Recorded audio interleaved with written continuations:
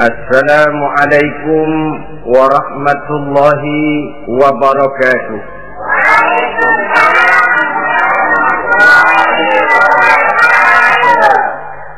Bismillahirrahmanirrahim.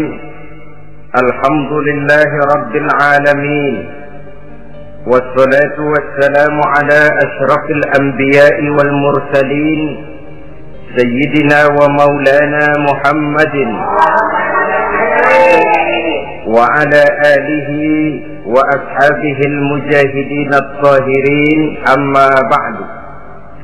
Bapak-bapak, ibu-ibu, saudara-saudara kaum muslimin rahimakumullah. Pada pertemuan terdahulu kita telah membicarakan bagaimana memilih jodoh menurut tuntunan agama Islam. Maka pada pertemuan kali ini pembicaraan akan kita tingkatkan kepada bagaimana membina mahligai rumah tangga bahagia dengan menitik beratkan pembicaraan kepada kewajiban bersama baik sebagai suami maupun sebagai istri.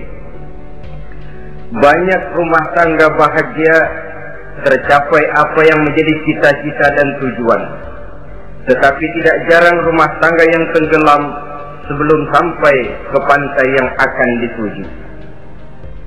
Pada saat-saat perkenalan seseorang dalam usahanya mencari jodoh, dia merasa bahwa pasangannya itulah yang akan memberikan kebahagiaan kepadanya. Hari-hari di mana terjadi pertemuan selalu menjanjikan dan menyanyikan keindahan. Bahkan sehari tak bertemu rasa seminggu, seminggu tidak bertemu rasa sebulan, sebulan tidak ketemu pingsan. Tidak ada tanda-tanda sesuatu itu akan menjemukan. Namun setelah memasuki kehidupan bahtera berumah tangga, baru beberapa bulan saja atau baru beberapa tahun saja, semua impian tadi sirna dan musnah. Bahagia yang disangka, sengsara yang datang menimpa. Keindahan yang diharap, malah kemalangan yang tumbuh. Hal ini disebabkan orang tidak meresapi hikmah daripada kehidupan berumah tangga, tidak menyadari tanggung jawab dan kewajiban yang akan berbuntut tidak timbulnya saling pengertian, dan pada akhirnya tidak akan tumbuh ketenangan di dalam rumah tangga itu. Bukankah kewajiban akan saling memberikan pengertian, pengertian membawa ketenangan, dan ketenangan adalah tangga utama untuk mencapai rumah tangga bahagia. Oleh karena itu kita mulai saja dengan kewajiban sebagai seorang suami di dalam memimpin rumah tangga bahagia ini. Yang pertama, kewajiban seorang suami ialah mempergauli istrinya dengan baik.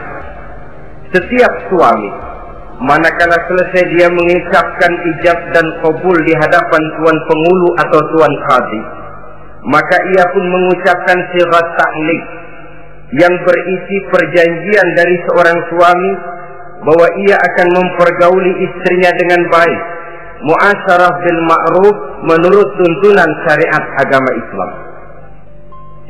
Walaupun janji itu pada zahirnya diucapkan di hadapan tuan pengulu, namun pada hakikatnya itu merupakan janji seorang muslim kepada Allah Subhanahu wa ta'ala. Ini tidak lain karena nikah dalam pandangan Islam merupakan sesuatu yang sakral, merupakan sesuatu yang suci dan bagian daripada ibadah kepada Allah Subhanahu wa ta'ala.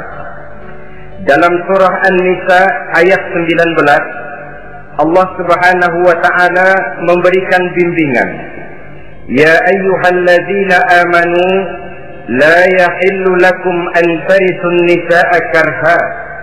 Hai orang-orang yang beriman, tidak dibolehkan bagi kamu mengambil perempuan secara paksa. Dengan kata lain, pernikahan harus dilaksanakan atas dasar suka sama suka. Tidak ada pihak yang terpaksa dan tidak ada pula pihak yang dipaksa. Kita hidup tidak lagi di satu zaman seperti zamannya Siti Nurbaya. Walaupun barangkali cinta memang bisa timbul setelah pernikahan, tetapi akan lebih baik kalau sebelumnya telah diawali dengan saling kenal mengenal, saling memahami latar belakang masing-masing untuk memudahkan timbulnya saling pengertian.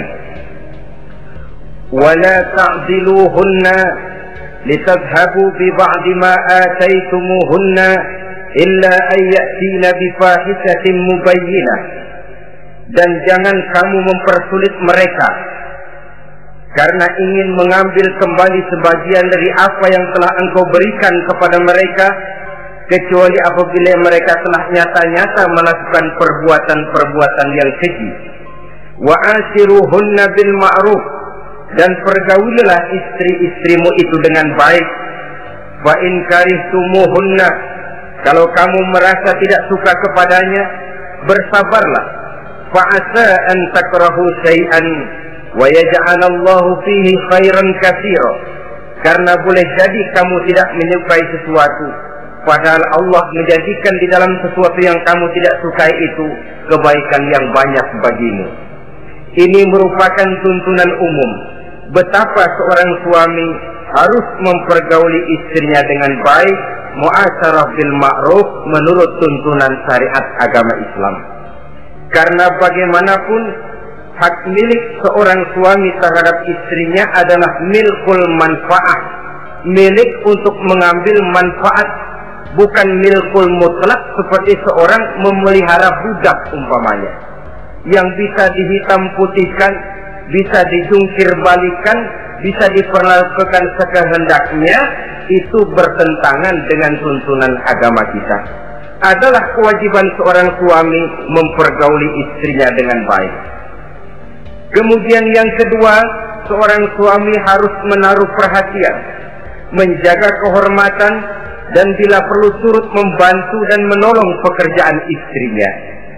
Menaruh perhatian sampai kepada hal-hal yang kecil, sehingga si istri merasa bahwa dia mendapat perhatian. Ada dia mengadu, ada tempat dia melarikan persoalan, ada tempat dia bercerita. Sejak dari tingkah laku, berpakaian, berperhiasan, make up, dan lain sebagainya. Karena tanpa ada perhatian dari seorang suami, biasanya istri akan menjadi malas, baik untuk bersolek, baik untuk membina dan mengatur rumah tangga, dan lain sebagainya. Apalagi tidak berat lidah untuk memuji perbuatan baik yang dilakukan istrinya, dan tidak mencela secara langsung perbuatan-perbuatan salah yang dilakukan oleh istrinya. Dia bisa menegur secara bijaksana dan dewasa. Saudara-saudara kaum muslimin, seorang sahabat bernama Salman Al-Farisi mempunyai adik perempuan yang kawin dengan Abi Dzar Al-Ghifari. Satu hari Salman datang menengoki adik perempuan ini di rumahnya. Dilihatnya adiknya, rambutnya acak-acakan, pakaiannya kumuh, pendeknya nggak enak dilihat. Salman memberikan nasihat, kau bersoleklah sedikit supaya suamimu betah di rumah. Kata istrinya, untuk siapa saya bersolek? Ya tentu untuk siapa lagi kalau bukan untuk suamimu. Kata adiknya, percuma saja, suami saya jarang di rumah. Kemana? Di masjid terus. Salman mengadukan hal ini kepada baginda Rasul, lalu baginda Rasul mengatakan, inna likulli syai'in haqqun, segala sesuatu ada haknya. Allah ada haknya untuk disembah, istri pun mempunyai hak untuk dipenuhi. Melalaikan salah satu hak berarti melakukan kezaliman. Di sini kita melihat fungsi, karena kurangnya perhatian Abi Dzar Al-Ghifari terhadap istrinya akan mengakibatkan kemalasan si istri untuk mendandani dirinya sendiri. Dengan mendapat perhatian, apalagi tidak berat lidah, maka kegairahan dalam kehidupan berumah tangga rasa-rasanya akan sangat mudah terwujud. Kalau suaminya bersolek, kalau istrinya bersolek, kata suaminya, kau memang pandai milih warna, walaupun barangkali warnanya norak betul. Tapi kalau pada saat itu seorang suami jujur, kan akan timbul pertengkaran. Kadang-kadang Istri bersolek, suami apa katanya? Lu sih dandan mangga dandan sama. Ini kan sudah tidak menghargai, tidak menaruh perhatian. Udah dah, dandan nggak dandan sama, gue kenyang melihatnya. Saudara hadirin yang saya muliakan, tidak menaruh perhatian, sehingga si istri merasa tidak diperhatikan. Nah kalau sudah tidak diperhatikan, lihat saja, jangankan dalam contoh seperti berumah tangga, apa saja. Seorang anak kalau sudah tidak merasa diperhatikan oleh orang tuanya, dia akan sewenang-wenang. Begitu juga seorang pegawai kalau sudah tidak merasa diperhatikan oleh atasannya, semaunya kerja. Pun seorang istri kalau dia merasa sudah tidak diperhatikan oleh suaminya, akibatnya dia akan dandan semaunya, dia akan ngurus rumah tangga semaunya, dia akan memasak masakan semaunya. Nah kalau sudah semaunya begini, alamat tidak akan ada keharmonisan di dalam kehidupan rumah tangga itu sendiri. Suami yang baik sangat menaruh perhatian kepada istrinya, dari hal yang kecil sampai pun kepada yang sebesar-besarnya. Tapi tidak berarti nyeleneh. Apa itu nyeleneh? Menaruh perhatian bukan selalu mau ingin tahu. Jangan lantas suaminya yang beliin bedak, suaminya yang beliin. Itu nyeleneh namanya. Overacting, terlalu berlebih-lebihan sampai kepada sesuatu yang tidak pada tempatnya. Di samping menaruh perhatian juga menjaga kehormatan. Dan bila ada waktu, dia turut membantu, menolong pekerjaan daripada istrinya. Bukankah seorang perempuan mau melakukan nikah dengan seorang laki-laki karena dia mendambakan hidup yang bahagia? Terus terang saja kan kadang-kadang istri kita ini lebih banyak borongan.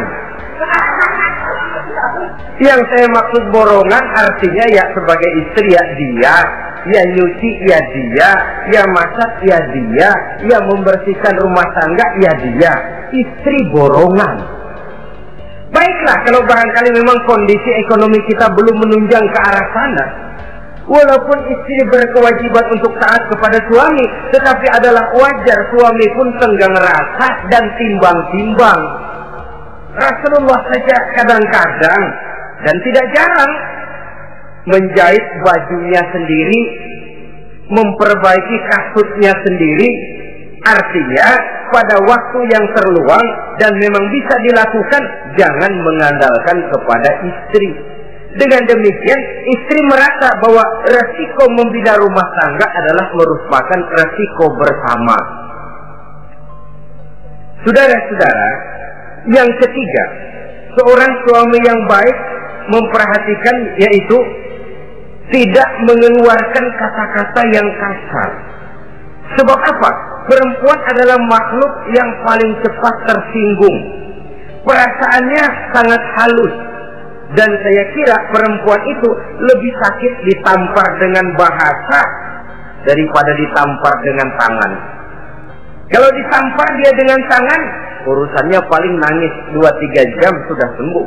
Tapi ditampar dia dengan kata-kata, ditampar dia dengan omongan, itu sangat menyakitkan hatinya. Seorang suami yang baik tidak mengeluarkan kata-kata yang menyinggung perasaan, kata-kata yang kasar. Dia pandai menggunakan kata-kata yang baik untuk menghidupkan rumah tangganya.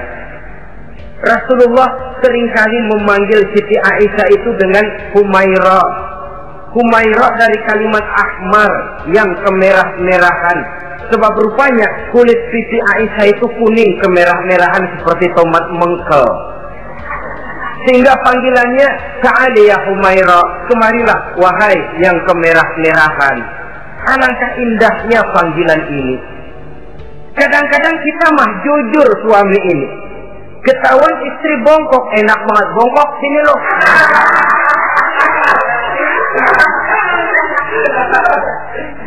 Jujur tapi nyakitin.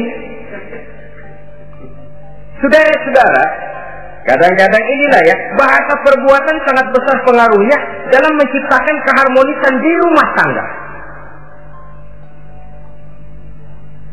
Pacaran mah manggilnya yang, Mau kemana yang?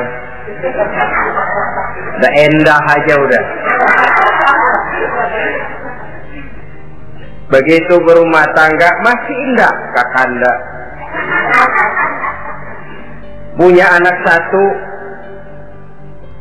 bapaknya anak-anak. Punya anak dua, bapak lu. Sudah 3 anaknya, bapak hilang eluh manggilnya. Panggilan ini mengalami pergeseran. Nah begitu juga suami. Ketika pacaran bukan main. Ketika baru melakukan akad nikah sedang honeymoon bulan madu, asik betul. Kemana-mana selalu bersama. Kondangan selalu bersama. Resepsi pergi bersama. Jalan bergandengan tangan. Istri sedikit terpeleset. Khawatir bukan main. Hati-hati yang.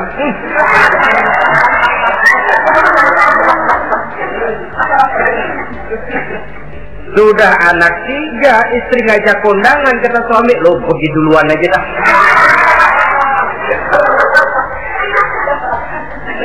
Pulang kondangan, istri laporan, bang saya terpeleset. Emang lu mau mampus? Kejam betul. Hilang panggilan yang tadinya begitu mesra. Saudara hadirin yang saya muliakan, ini kata-kata kelihatannya kecil, sederhana, tapi sangat besar pengaruhnya dalam menciptakan rumah tangga yang bahagia ini. Oleh karena itu, soal isi hati kita itu urusan gaib yang tahu cuma Allah. Orang lebih dahulu lihat penampilan, dan dari penampilan ini yang dinilai adalah kata-kata kita. Oleh karena itu, seorang suami yang baik, dia tidak mengeluarkan kata-kata yang menyinggung perasaan. Kalaupun dia marah betul, dia tidak mencaci maki secara langsung. Dia bisa menggunakan kata-kata kiasan. Maka agama memberikan tuntunan, kalau seorang suami marah, jangan memukul muka.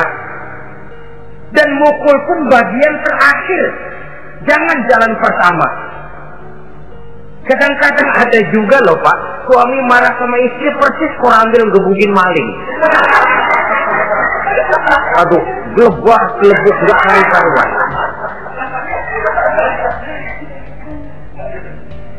Jangan, kata agama, kalau kau memang ya melihat tingkah laku istrimu yang tidak enak, tegur dengan kata-kata lemah lembut. Lemah lembut tidak bisa, sedikit keras. Sedikit keras masih nekat, bentak. Bentak pun tidak bisa juga, pisah tempat tidur. Pisah tempat tidur masih tidak bisa juga, pukul. Jangan mukanya, bagian lain dari tubuh. Itu pun tujuannya bukan untuk menyakiti, tapi untuk mendidik. Saudara hadirin, misalnya istri tidak sholat, suami tampil, bu sholat. Mboknya malu sama tetangga kalau nggak sholat. Dengan lemah lembut masih tidak kena. Besok kencengan dikit ngomongnya. Kemarin kan udah saya bilangin sholat 2 kali, belum mau juga. Oh sholat jadi. Mulai naik tensi omongan. Masih nekat. Begini saja. Saya dari kalem sampai bentak udah. Sekarang kamu nggak mau juga sholat, saya mulai nggak enak pikiran. Mulai ntar malam kamu tidur kamar depan, saya kamar belakang. Pisah tempat tidur. Kadang-kadang kan nggak kuat emosi kalau sudah marah sama istri, ngebludak. Kalau istri diusir sudah pulang ke rumah moyang muzat.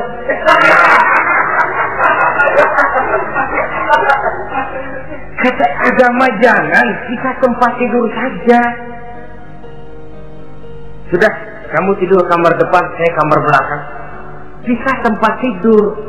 Kenapa? Nanti malam kalau hujan turun, pikiran berubah, berasa perlu, tinggal pindah kamar. Secara psikologis, saudara-saudara. Jadi melalui processing. Oleh sebab itu, kata-kata sangat besar pengaruhnya di dalam membina kehidupan berumah tangga. Seorang suami yang baik tidak mengeluarkan kata-kata yang bisa menyinggung istrinya. Sebaliknya, istri pun demikian. Tidak mengeluarkan kata-kata yang bisa menyinggung perasaan suaminya. Sebab lebih dosa besar kata-kata suami istri yang menyinggung suaminya, walaupun sama dosanya ya, tapi lebih besar ketersinggungan seorang suami ketimbang seorang istri itu. Namun agama memberikan tuntunan suami lebih dahulu yang diajarkan. Jangan mengeluarkan kata-kata yang bisa menyinggung perasaan. Baik itu menyangkut dandanan istri, caranya pakaian, caranya jalan, ataupun masakannya. Masakannya sekalipun tidak kita sukai, ya ndak usah. Misalnya sayur keasinan, begitu dicobain menteleng mata pelatat, melotot keasinan. Ndak usah lantas tolak pinggang, lu masak melotot ya. Ndak usah. Saudara hadirin yang saya muliakan, jadi itu dari segi masakan. Dari segi pakaian, umpamanya istri kita berpakaian tidak sesuai dengan tuntunan agama, cukup kita bisa berkata, pakaianmu sebenarnya bagus, motifnya, potongannya, kainnya, cuma mbok kok kelihatannya kok potongan badanmu kok kelihatan betul dengan terbungkus pakaian seperti itu.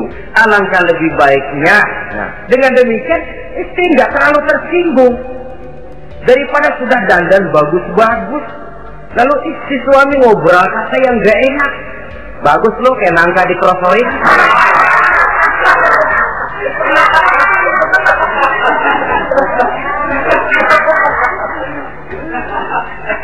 Allahu Akbar.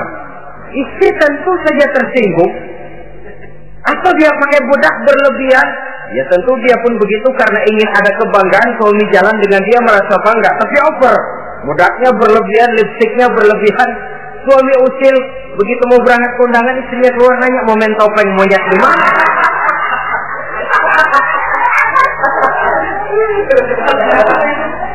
Tentu dia akan tersinggung karenanya. Jadi saudara-saudara, ini yang ketiga. Yang keempat, seorang suami yang baik jangan memberikan pekerjaan di luar batas kemampuan istrinya. Loh, tugas istri itu nyaris 1 kali 24 jam. Seorang suami bagaimanapun payah dia bekerja, pulang dia bisa istirahat, tidur malam dia bisa tidur dengan nyenyak. Tapi seorang istri, apalagi dia punya anak kecil, bayi misalnya, itu nyaris jam kerjanya 1 kali 24 jam. Sejak bangun tidur sampai tidur lagi, bahkan tidurnya pun selalu diusik oleh anaknya. Anaknya kalem, bapaknya ngusik.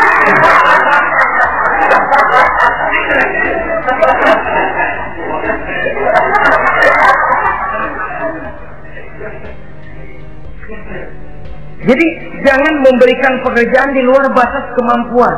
Kata pepatah, "Iza aradta an tuta'a fasal ma yusata." Apabila kamu ingin ditaati, perintahkan apa yang orang mampu mengerjakan. Jadi kalau kita memerintahkan seseorang untuk melaksanakan sesuatu yang dia jelas tidak mampu, itu artinya sama dengan kita tidak ingin ditaati oleh orang itu. Bukan dia tidak mau taat, jenis pekerjaan yang kita berikan di luar batas kemampuannya. Nah kalau sudah begitu, tentu saja lalu ketaatan akan menurun jadinya. Tadi sudah saya katakan, kadang-kadang istri kita ini istri borongan. Dalam arti, ya dia masak, ya dia nyuci, ya dia ngepel, ya dia ngejemur, ya dia ngetriska. Borongan. Terlalu berat tugasnya. Oleh karena itulah seorang suami yang baik, dia harus tenggang rasa, timbang diri, tidak memberikan pekerjaan yang di luar batas kemampuan daripada istrinya. Kalau tidak mampu karena merasa dimanjakan oleh istri suaminya, karena merasa dapat angin dimanjakan, mestinya mampu, lalu berpura-pura tidak mampu. Apalagi istrinya suaminya sedikit-sedikit mau menolong dia. Jadi posisi ini nanti bisa berbalik loh. Karena terlalu memanjakan istri bisa membludak. Akhirnya suami yang nyuci, suami yang ngerisa, istri tidur. Walaupun tentu saja tidak jelek, tetapi itu sudah overacting namanya. Saudara hadirin yang saya muliakan, itu yang keempat. Yang kelima, kewajiban seorang suami yang baik, ia mencukupkan belanja rumah tangga. Cukup itu relatif.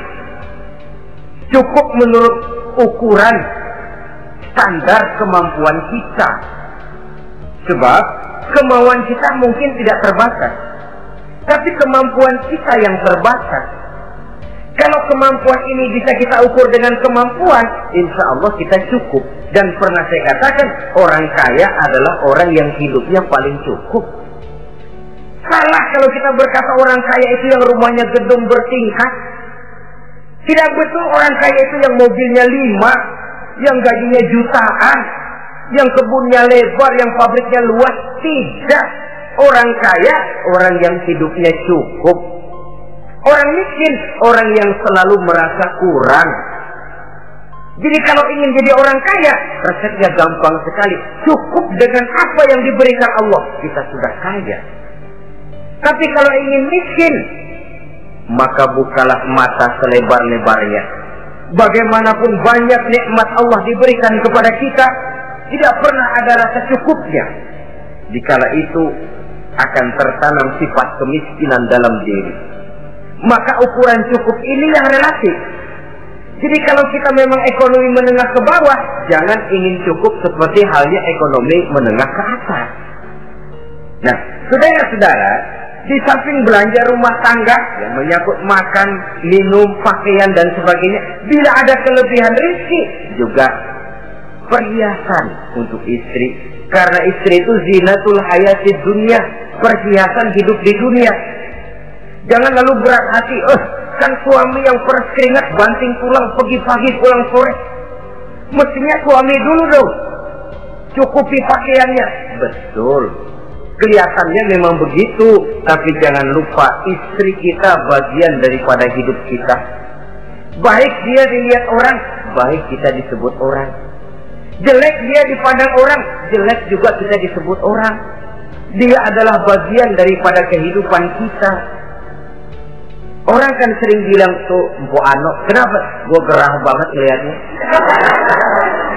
Emang kenapa? Emang kenapa dia? Ke pasar pakai kutang doang.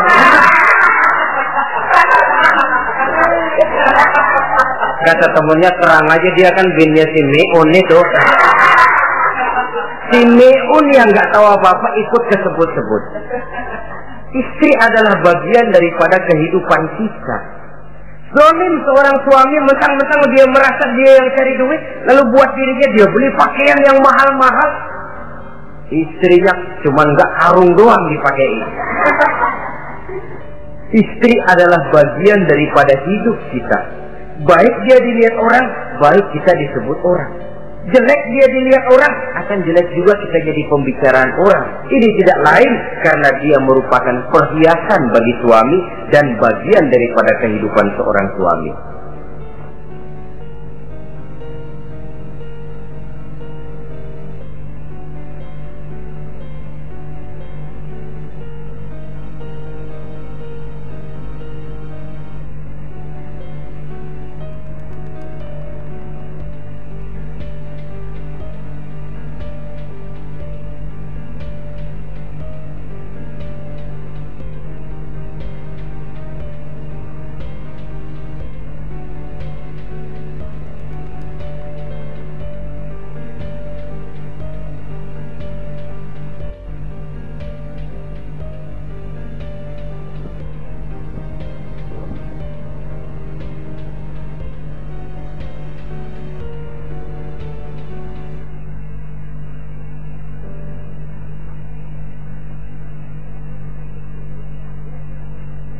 Adalah satu perbuatan zalim misalnya, kalau seorang suami manakala dia beroleh rezeki parkir di restoran.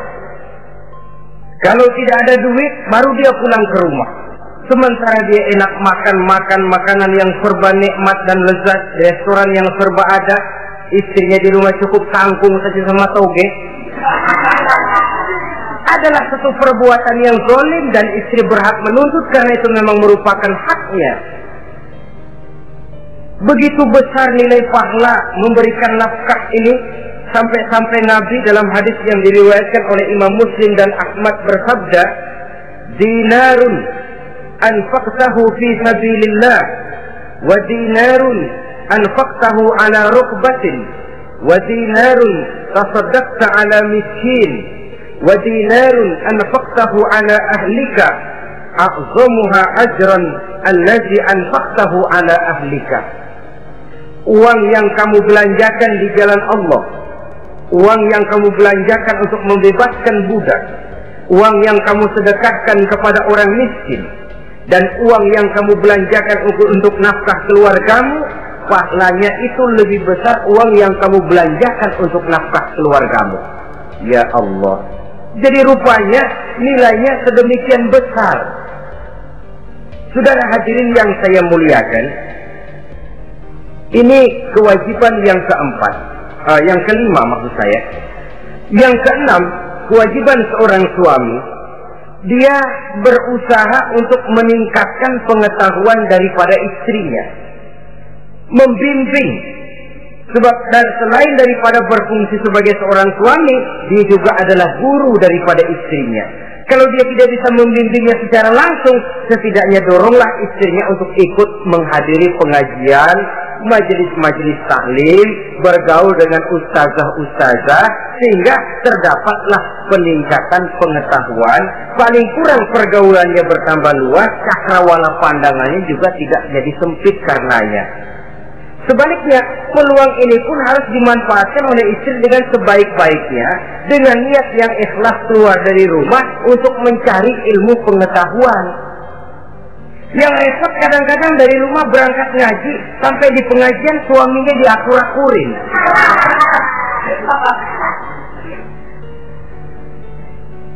Atau tetangganya jadi bahan gunjingan. Ngajinya cuma setengah jam, ngomongin orangnya sejam setengah. Ini malaikat bingung, kacau amat ya orang.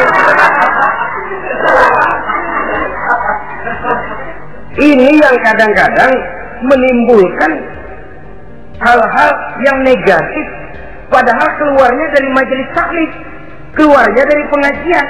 Tapi kalau di pengajian yang dilihat adalah gelang temennya, anting temennya, rantai temennya, lalu walaupun nggak tahu belaga, tahu baru dapat berita burung, katanya si Ano, oh iya anu.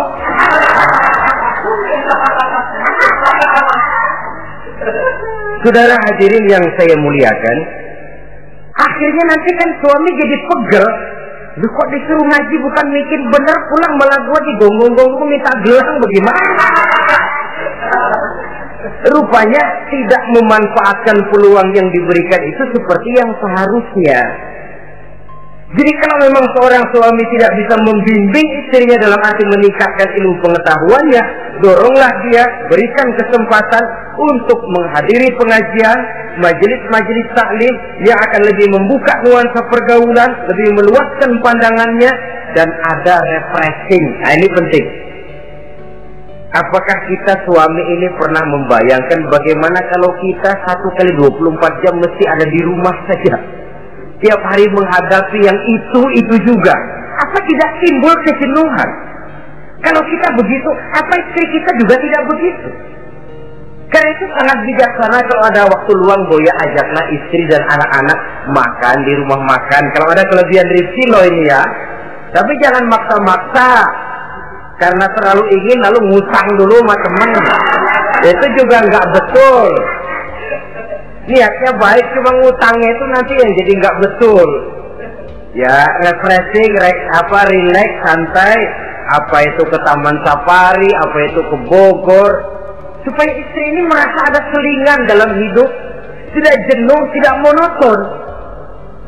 So kalau dia jenuh, akhirnya kan wah ublek-ublek di depan dapur mulu.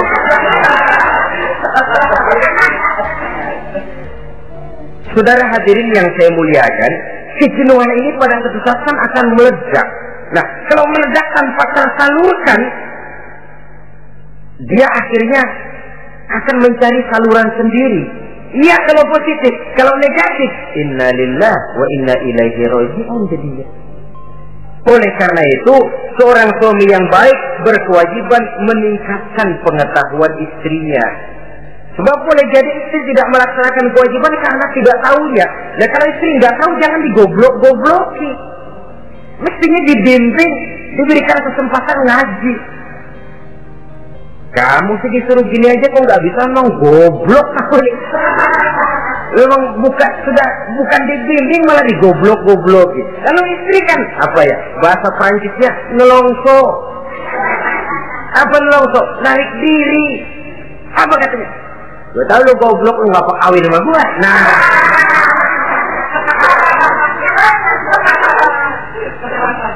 Atau pada kata yang lebih gak enak, gue digoblok-goblokin juga, dipakai juga. Nah.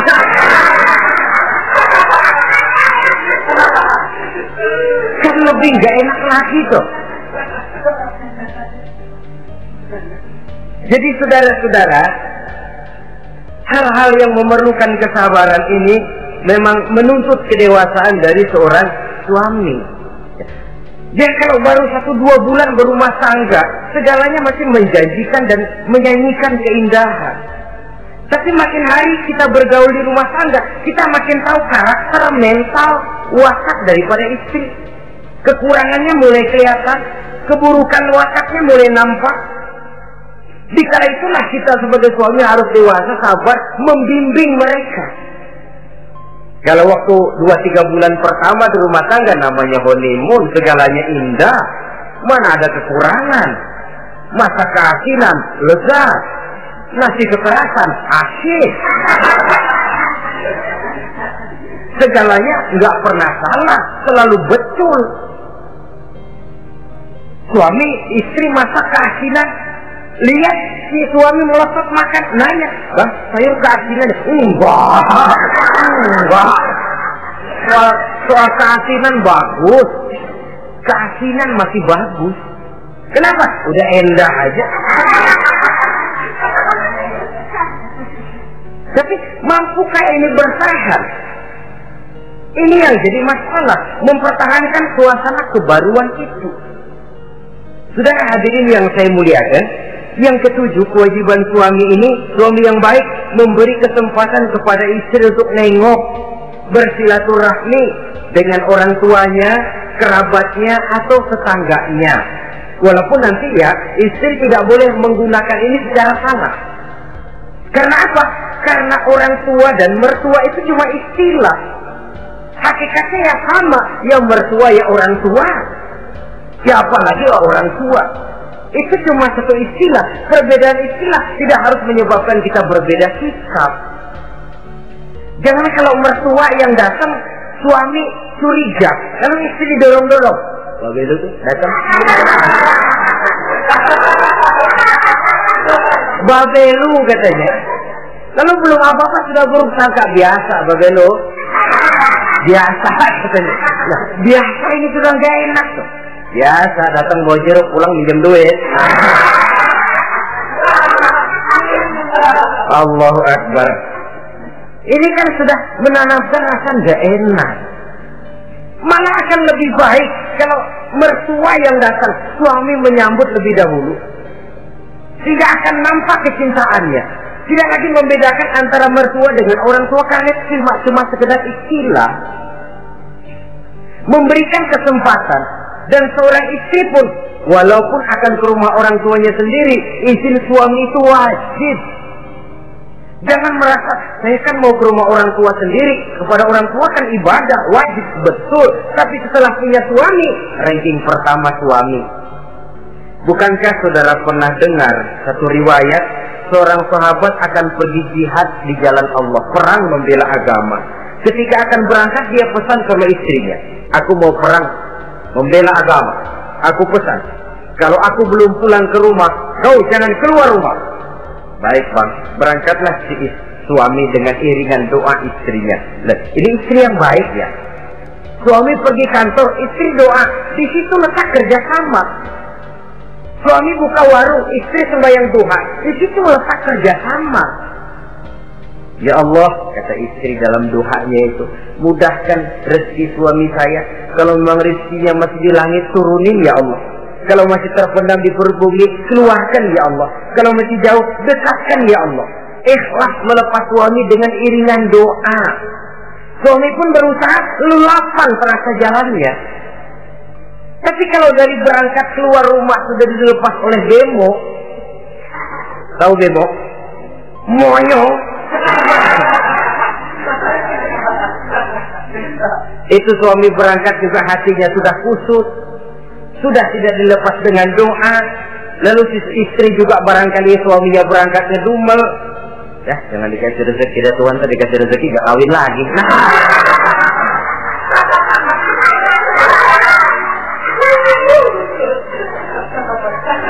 Kalau sudah semacam ini yang terjadi, bukankah masing-masing yang berangkat pikiran kusut, yang melepas pun pikiran gak enak jadinya? Di situ letak kerjasama. Saudara hadirin, setelah suaminya ini pergi, datang utusan dari orang tua si istri tadi. Assalamualaikum Bu. Waalaikumsalam. Ada apa? Orang tua ibu sakit keras, ibu diminta datang. Ya Allah, suami saya baru saja berangkat. Istri suami saya bilang kalau dia belum pulang perang, saya nggak boleh keluar dari rumah. Tolong sampaikan maaf saya kepada orang tua saya belum bisa datang karena suami saya pesan begitu. Pulang utusan ini. Besok balik lagi. Gimana? Aduh Bu, orang tua ibu makin parah. Kelihatannya nggak ada harapan datang dah sebelum menghembuskan nafas yang terakhir. Suami saya belum pulang. Saya nggak berani keluar rumah sebab begitu pesannya. Sudah, pulang saja. Saya ikut doa, mudah-mudahan orang tua cepat sembuh. Besoknya hari ketiga utusan ini datang lagi. Bagaimana? Sudah meninggal Bu. Barangkali sebelum dikubur ibu masih mau ketemu. Maaf saja. Bagaimanapun berat hati saya, suami saya belum pulang. Pesannya tadi begitu. Ini rupanya utusan kesel. Ini orang sama orang tua sendiri gini-gini amat. Lalu lapor kepada baginda Rasul. Apa jawab beliau? Baginda Rasul malah berkata, dosa orang tua yang meninggal ini sudah diampuni oleh Allah karena dia mempunyai anak perempuan yang begitu taat kepada suaminya. Allah Akbar. Jadi ketaatannya kepada suaminya ini diberikan satu ganjaran oleh Allah mengampuni dosa orang tuanya yang sudah meninggal ini. Jadi jangan merasa mentang-mentang mau ke rumah orang tua sendiri selonong boy. Hah? Selonong boy, masa bodoh laki mau tahu nggak tahu, pokoknya gua ke rumah orang tua gua sendiri. Jangan lupa setelah berumah tangga, ranking urutan pertama suami, setelah itu barulah orang tua. Saudara hadirin yang saya muliakan, begitu juga istri yang baik mendapat izin dari suaminya. Bu, tolong ambilin uang di dompet. Sudah izin. Istri yang baik, dompetnya dibawain. Ini saja Bang, ambil sendiri. Nanti saya ambil 10.000, merasa kurang 20.000, lagi ambil saja sendirilah. Lain dengan istri yang ngelongsong, lagi pergi mandi, dompet acak-acakan.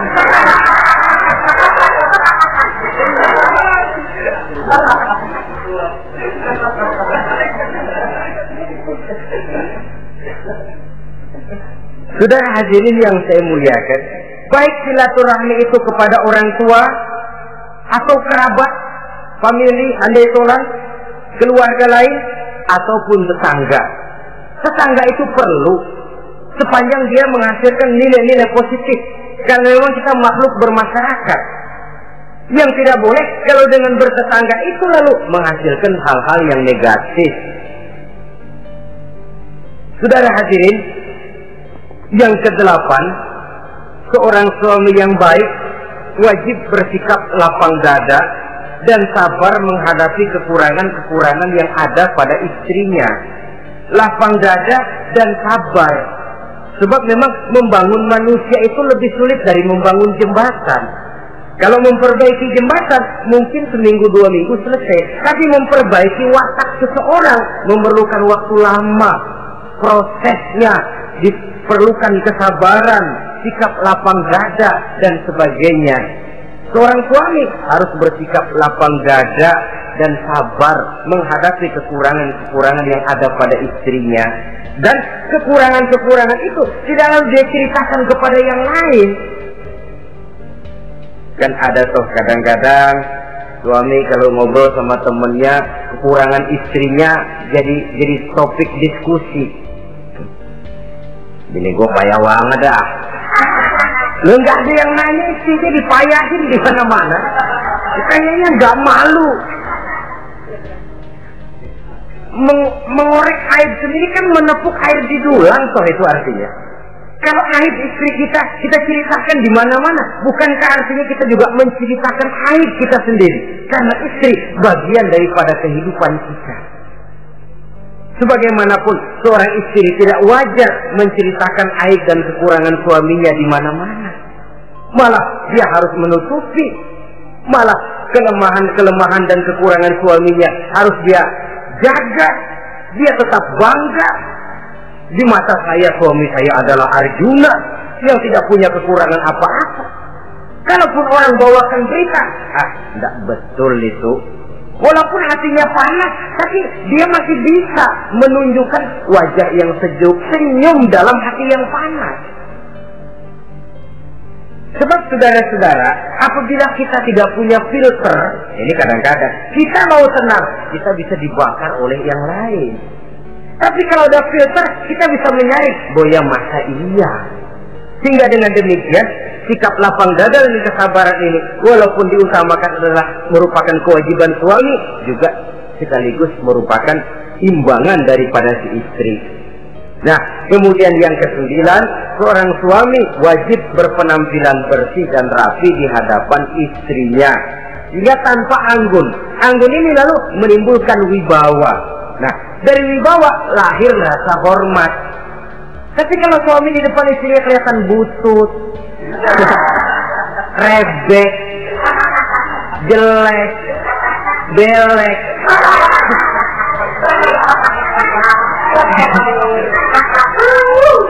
kata istrinya jodoh gua apes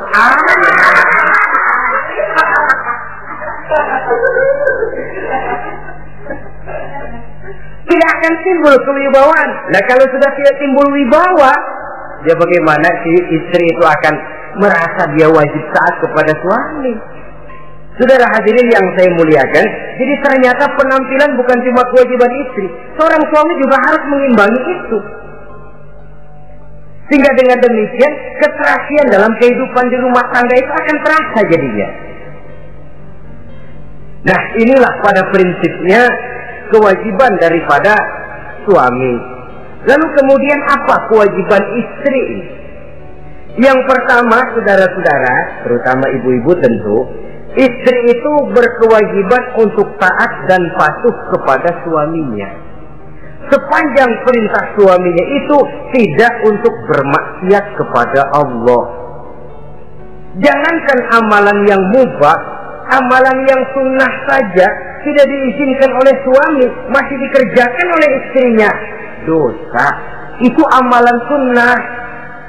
Misal saja ini ya, suami kebetulan ngambil cuti hari Senin ada di rumah. Begitu malam Senin, kata si istri, "Bang, besok kan hari Senin, saya mau puasa sunnah." Karena istrinya santri, biasa puasa Senin Kemis. Kata suaminya, "Lu tega amat, gua tumben korek Senin. Senin ada di rumah lalu mau puasa, gua lu suruh ngapain?" Umpamanya lo ya, umpama.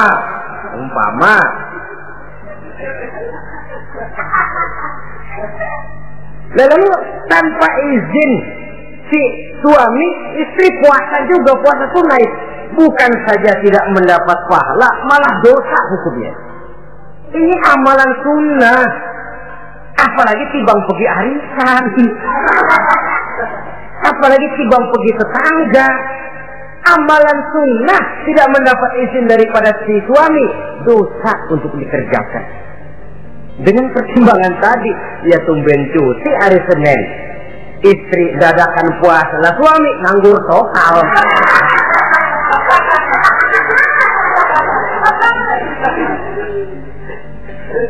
Saudara hadirin yang saya muliakan, Nabi bersabda, "Ayyuma imra'atin matat wa zawjuha anha radin illa dakhalatil jannah."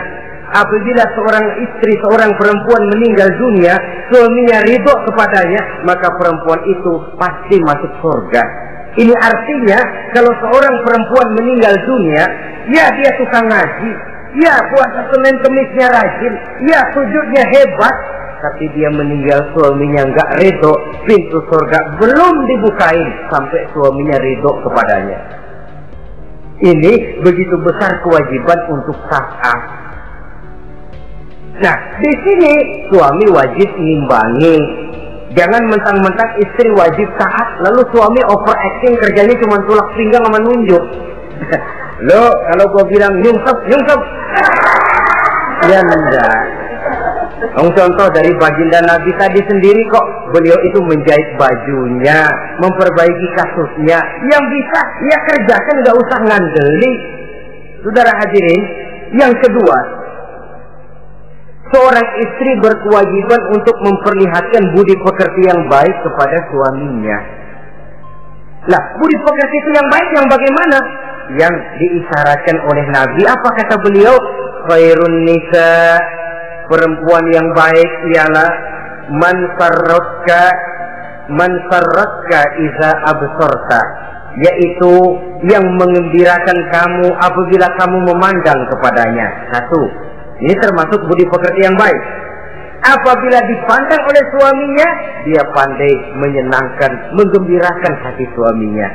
Jadi, tolong ibu-ibu, jadilah istri yang siap pakai. Nah, itu tuh. Itu istilahnya, anytime already, standby. Ya. Apabila dipandang, dia sanggup menggembirakan hati suaminya. Suami pulang dari pasar dagang rugi, istrinya tampil. Itulah bang, romantikanya dagang. Mboya sekali-sekali rugi, apa mboya selalu untung? Gelombang laut saja pasang surut. Lah, suami kan merasa ada air penyejuk. Ini termasuk menggembirakan. Jangan suami sudah pulang dari pasar rugi, miko panjang, ngos-ngosan sampai rumah istri keramah. Lasar lu laki goblok. Dagang pakai rugi. Ini kan suami sudah di pasar rugi, sampai rumah digoblok-goblokin.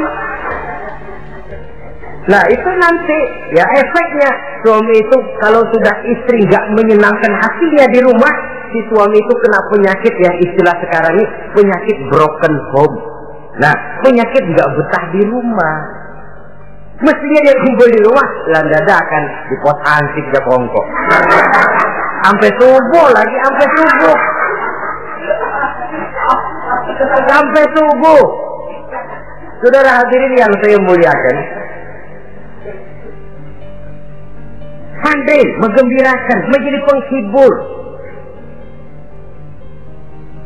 Usaha suami gagal, dagangnya rugi, gairahnya bekerja menurun. Di saat itu istri tampil jadi pengimbang yang baik. Sehingga dengan demikian istri suami lalu merasa ada sedikit air penyejuk. Apabila dipandang, dia pandai menyenangkan hati suaminya. Bagus kalau seorang istri pada saat ada suaminya di rumah dia berdandan, dan suaminya tinggal di rumah dia apa adanya. Dan keliru besar, sebab dandannya seorang istri dengan niat untuk menyenangkan hati suaminya merupakan ibadah. Saudara hadirin, ciri yang kedua dari budi pekerti yang baik seorang istri itu apa? Wa tuti'aka iza amarta. Kalau diperintah, dia taat kepadamu. Diperintah, dia taat sepanjang perintah itu tidak untuk bermaksiat kepada Allah. Yang ketiga lagi cirinya, watahfazu ribataka fi nafsiha wa malika. Dia dapat menjaga diri baik pada waktu kamu tidak ada, baik menjaga dirinya sendiri ataupun menjaga hartamu.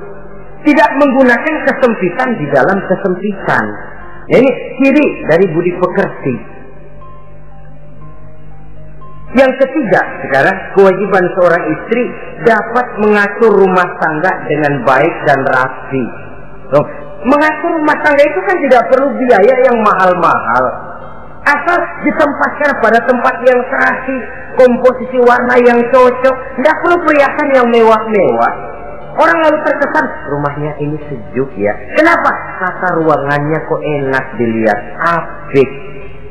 Enggak karena mentang-mentang semua kepengen dilihat orang, semua ditaruh di ruang tamu. Sampai tempayan piring naik ke ruang tamu semua. Walaupun mahal, tapi kalau tidak pada tempatnya kan orang lalu, ini kok terlalu amat ya. Dapat menata. Dan menata ini tentu karena pergaulan. Saudara hadirin yang saya muliakan, sehingga dengan demikian ada suasana kebetahan. Orang di rumah itu merasa seperti, itulah yang dikatakan Nabi, baiti jannati, rumah tanggaku laksana surga bagiku, laksana kebun, tempat di mana kita melepaskan lelah, tempat di mana kita menemukan ketenangan, tempat di mana kita menemukan refreshing dari segala kejenuhan dan kelelahan akibat tugas-tugas yang kita hadapi, baik di kantor, di tengah masyarakat, di pasar, dan lain sebagainya. Yang keempat, jangan menambah kesulitan suami. Syukur kalau malah bisa membantunya. Bahwa ada seorang istri yang bekerja, itu bagus. Asal bisa menjaga diri dan bisa menjaga kepercayaan dan kehormatan daripada suaminya. Dan suami pun yakin bahwa jenis pekerjaan yang dikerjakan oleh istrinya itu tidak bertentangan dengan agama. Tapi malah kalau si suami yang mempekerjakan istrinya, mengeksploitir istrinya, ini zalim. Istrinya yang disuruh kerja, suami ongkang-ongkang kaki di rumah, istrinya yang keringat banting tulang. Ya kalau kerja, kalau dikerjain lebih parah lagi. Kan tidak sedikit toh problema rumah tangga semacam ini. Sehingga dengan demikian akhirnya apa? Kendali rumah tangga di tangan istri. Karena istri merasa dia yang cari duit. Istri merasa dia yang berusaha. Kenapa dia tidak mengendalikan rumah tangganya? Dikala itu jatuhlah suami di bawah komando istrinya. Hilang wibawa, hilang karisma, tidak ada ketakutan. Malah akhirnya berbalik seolah-olah si suami jadi istri dan si istri menjadi suami. Apalagi di zaman seperti sekarang. Walaupun pekerjaan sulit, tapi mereka yang punya wajah cantik, mudah senyum, gampang bergaul, dan mau obrol, tentu banyak saja lapangan kerja yang nyata-nyata bertentangan dengan agama. Nah, yang terakhir, kewajiban daripada istri ialah hemat, cermat, rajin, dan pandai menyimpan.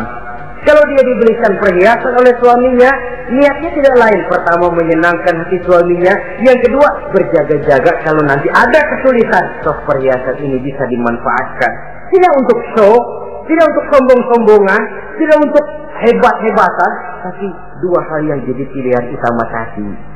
Dengan sikap hemat, cermat, rajin, dan pandai ini, menyimpan, memanfaatkan, dan menggunakan, maka nilai ekonomi di rumah tangga insya Allah akan mengalami stabilnya. Dengan demikian, saudara-saudara, secara sepintas kewajiban suami dan istri sudah kita bicarakan.